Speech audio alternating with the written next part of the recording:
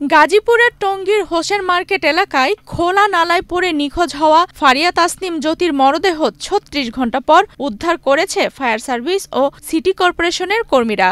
২৯ জুলাই মঙ্গলবার সকাল ৯টার দিকে টঙ্গীর শালিকচূড়া বিল থেকে তার মরদেহ উদ্ধার করা হয়।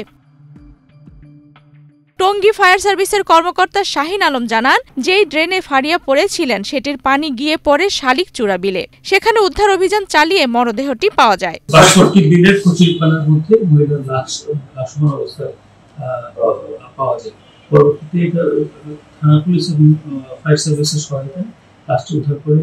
নিকটস্থ হাসপাতালে প্রেরণ করা হয়।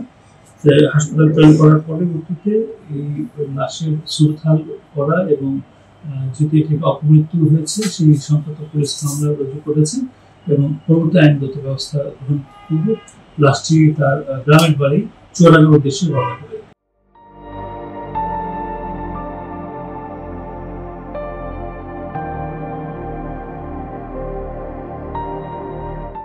চুয়াডাঙ্গার বাসিন্দা ফারিয়া তাসনিম পেশায় ওষুধ কোম্পানির বিক্রয় প্রতিনিধি ছিলেন। ঘটনার দিন তিনি টঙ্গীর ইম্পেরিয়াল হাসপাতালে কর্মরত ছিলেন। প্রত্যক্ষদর্শী ও পুলিশ জানায়, ইম্পেরিয়াল হাসপাতালের সামনে ঢাকা-ময়মনসিংহ মহাসড়কের পাশের একটি খোলা নালায় রোববার রাতে অসাবধানতাবশত পড়ে যান ফারিয়া। মূলত নালাটি দীর্ঘদিন ধরেই খোলা অবস্থায় পড়েছিল, না ছিল ঢাকনা বা কোনো সতর্ক সংকেত।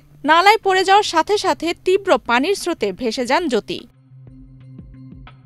স্থানীয়রা অভিযোগ করেন, সিটি কর্পোরেশন ও বিআরটি প্রকল্পের দায়িত্ব অবহেলার কারণেই এই দুর্ঘটনাটি ঘটেছে। এদিকে নিহতের পরিবার জানান, তারা ময়না তদন্ত ছাড়াই মরদেহ নিতে চায়। ফারিয়ার ৯ বছর বয়সী যমজ সন্তান রয়েছে, যাদের ভবিষ্যৎ নিয়ে তার পরিবার দুশ্চিন্তায়। লাশের যে ক্যাপাসিটি আছে তাতে ৩৬ ঘন্টার মধ্যে ভেসে উঠবে, সেটাই হয়েছে।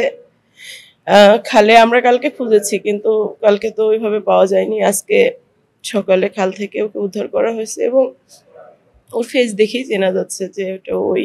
হাতে ঘড়ি, চুড়ি, চেন টেন, গলায় যা যা ছিল, হাতে যা ছিল, জামা কাপড় সব ঠিকই আছে। কাটা ছেঁড়ার তো এখন আর নাই, তাই এমনি সে ফুলে গেছে, গন্ধ হয়ে গেছে।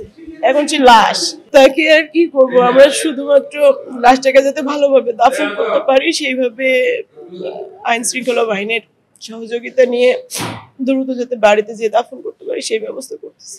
আসলে মামলা হামলা, একজন মানুষ চলে গেছে, এই মামলা হামলা করে তো কোনো কিছু হবে না। তবে আমরা একটা জিনিস মনে করি, যেহেতু মেয়েটা অনেক দিন যাবৎ স্ট্রাগল করে চলছে, একটা চাকরি বাকরি করে চলছে, ওর ৮-৯ বছরের 2টা টুইন বেবি আছে। এদের কথা যদি একটু বিবেচনা করা হয়, হয়তো তাদের ভবিষ্যতের জন্য একটু ভালো হতো।